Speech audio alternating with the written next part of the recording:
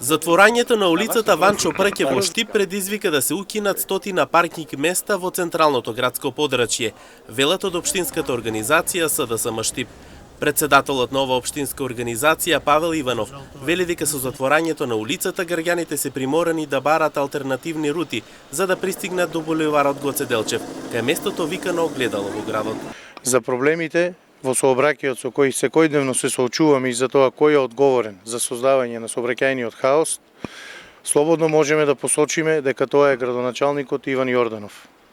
Јорданов ја затвори за сообраќај улицата Ванчо Прке, со што се укина стотина паркинг места онаму каде што се најпотребни, во централното градско подрачје.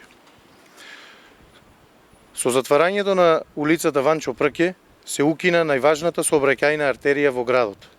Граѓаните се приморани да бараат алтернативни рути за да стигнат од кружниот тек кај нама до булевар Гоце Делчев, кај место викано Огледало.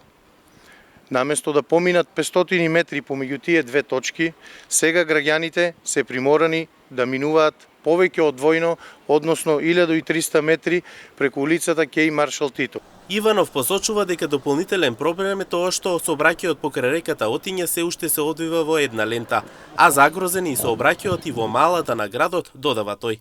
Поради тоа што ова е единствена постоечка рута, сообраќајот кај Кеј Маршал Тито е постојано запушен, заглавен и во центарот секојдневно се создава хаос од возилата.